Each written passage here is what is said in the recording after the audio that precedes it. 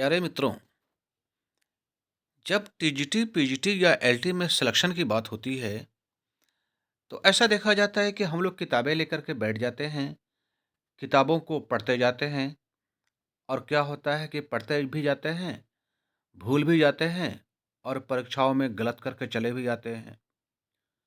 तो इसके लिए आवश्यक है कि हम लोग कुछ ऐसा कार्य करें कि हम लोगों के दिमाग में बातें सेट कर जाएँ, गलती होने की संभावना न बने। तो इन्हीं बातों को ध्यान में रख कर के हम लोग आज एक टॉपिक पर पढ़ते हैं जिसका नाम है विलियम वर्ड्सवर्थ।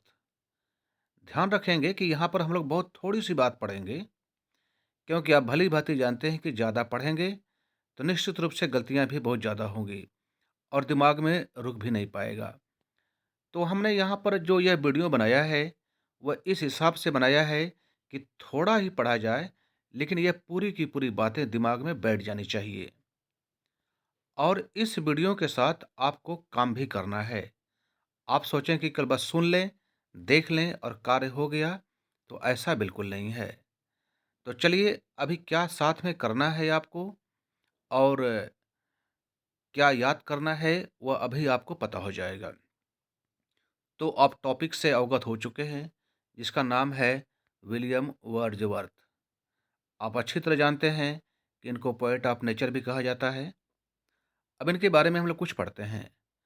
आप पहली लाइन देख रहे हैं कि बॉर्न 7 अप्रैल 1770। ये तो आपको पता ही है, इसको डिटेल में जाने की कोई ज़रूरत ही नहीं है। और कई बार ऐसा देखा गया है कि परीक्षाओं में पूछा जाता है कि उनके पिता का नाम न पूछ करके यह पूछा जाता है कि उनके पिताजी क्या करते थे। तो आपको पता रहना चाहिए कि उनके पिताजी लॉ एजेंट थे। अब यहाँ पर तुरंत एक सवाल बन जाता है कि जब उनके पिताजी लॉ एजेंट थे, तो उनके पिताजी का नाम क्या था? अब यह देखिए आपको काम करना है कि आप अपने किताबों को पलटें, देखें कि उनके पिताजी का क्या नाम था और उसको दिमाग में याद रखें। अब मैंने यहाँ पर लॉ एजेंट इसलिए लिख दिया कि अब यहाँ पर आपको एक काम मिल गया कि उनके पिताजी लॉ एजेंट थे और ये भी आप पता कर सकते हैं कि कहाँ के उनके पिताजी लॉ एजेंट थे, कहाँ पर सर्विस करते थे। चलिए अगली बात करते हैं हम लोग। एनेट वेलन, आपको यह नाम पढ़ने से ऐसा लग रहा होगा कि किसी फ्रांसीसी महिला का नाम है। बिल्कुल सही, यह फ्रांस की रहने वाली थी और इनके बारे में कहा जाता है कि इनके साथ विलियम वर्ड्सवर्थ का अफेयर था और उसका परिणाम, अब परिणाम क्या था वह आपको पता करना है और परिणाम आपको पता हो जाएगा जब आप नीचे लिखे हुए शब्द कैरोलिन के बारे में पढ़ेंगे कि अफेयर तो था एनेट वेलन से और अब उसके बाद आपको बतलाना है कि कैरोलिन कौन थी। अब देखिए काम आपको मिल गया, काम करते जाएँगे और निश्चित रूप से इस प्रकार से यदि आप काम करते हैं, तो आपके मस्तिष्क में विलियम वर्ड्सवर्थ से संबंधित बातें अच्छी तरह बैठती जाएँगी और एग्ज़ामिनेशन में आप गलती बिल्कुल नहीं करेंगे। सिस्टर डोरोथी, ये सभी लोग जानते हैं, नाम भी पता रहना चाहिए क्योंकि कई बार टीजीटी, पीजीटी और एलटी में पूछा गया है कि विलियम वर्ड्सवर्थ की बहन का क्या नाम था। और एक अगला टॉपिक, ये भी नाम पढ़ कर के आप लोगों को पता चल गया होगा, एसटी कॉलरिज, ये मित्र थे, फ्रेंड थे विलियम वर्ड्सवर्थ के। अब यहाँ पर भी एक सवाल है आपके लिए, मैंने लिखा है एसटी कॉलरिज, आप क्या यह बतला सकते हैं कि एसटी का पूरा नाम क्या होता है? यदि जानते हैं तो आप हमको कमेंट करके बतलाएं। अब यह नाम पढ़ कर के बहुत ही खतरनाक लग रहा होगा, लेकिन डरने की कोई बात नहीं है। मेरी हचिंसन, यह विलियम वर्ड्सवर्थ की वाइफ़ थीं, पत्नी थीं, और भी पत्नियाँ थीं कि नहीं थीं, आप कमेंट करके बतला सकते हैं। और पोएट लॉरेट, अब पोएट लॉरेट देखिए इनको 1843 में पोएट लॉरेट बनाया गया, लेकिन यहाँ पर कई सवाल बनते हैं। सबसे पहले तो यह बतलाना आपको है कि पोएट लॉरिएट का मतलब क्या होता है? पोएट लॉरिएट कहते किसे हैं?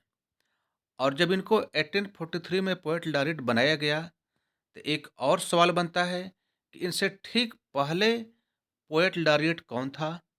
और ठीक इनकी मृत्यु के बाद अर्थात विलियम वर्ड्सवर्थ की मृत्यु के बाद किसको पोएट लॉरिएट बनाया गया? तो पहले कौन थे और इनके ठीक बाद कौन थे? ये तो हो गया ठीक पहले और ठीक बाद की। लेकिन एक और प्रश्न बनता है कि सबसे पहला पोएट लॉरिएट कौन थे? यह परीक्षा में अक्सर पूछा जाता है। तो आपको दिमाग में रखना चाहिए कि सबसे पहला पोएट लॉरिएट कौन था? और उसके बाद जब 1843 में विलियम वर्ड्सवर्थ को पोएट लॉरिएट बनाया गया, तो ठीक इनसे पहले कौन थे और ठीक इनके बाद कौन थे? यह आपके लिए बहुत ही लाभदायक और उपयोगी होगा। अब यहाँ पर अंतिम क्वेश्चन जो आज हम लोग चर्चा करेंगे, मैंने लिखा हुआ है 19+4 लिरिकल बैलेड्स। आप लिरिकल बैलेड्स जो पढ़ते हैं, बहुत ही विख्यात पुस्तक है। इसमें 19+4 अर्थात 2 लोगों की कविताओं का कलेक्शन है, संग्रह है। एक लोगों के कविताओं की संख्या है 19 और दूसरे लोगों की कविताओं के संख्या है 4। अब यहाँ पर मैंने WW लिखा है, आप वर्ल्ड वार ना समझें, विलियम वर्ड्सवर्थ इसको समझें। और दूसरा जो है प्लस STC, आपको बतलाना है कि STC कौन थे। आपको मैं इतना बतला दूं कि STC विलियम वर्ड्सवर्थ के एक मित्र का नाम है। तो आपको पूरा नाम बतलाना है कि STC का क्या नाम है। तो यहाँ पर मैं आपको बतला दूं कि जो 19 कविताएं हैं वह विलियम वर्ड्सवर्थ की है और 4 कविताएं STC की है। तो 4 STC की है और 19 WW की है। अब आप इसको याद करके दिमाग में रखते हैं, तो आप देखेंगे कि इस वीडियो को देखने मात्र से ही आपका टीजीटी हो, चाहे पीजीटी हो, चाहे एलटी हो, कम से कम आपका 2 नंबर तय हो जाता है। तो आप इन सारी बातों को लिखें, याद करें और अपने मित्रों को भी भेजें ताकि वे भी आगे बढ़ें, आप भी आगे बढ़ें, आपके मित्र भी आगे बढ़ें। इसी शुभकामनाओं के साथ आशा करता हूँ कि जल्द से जल्द आप इन सारी बातों को याद कर डालेंगे। धन्यवाद।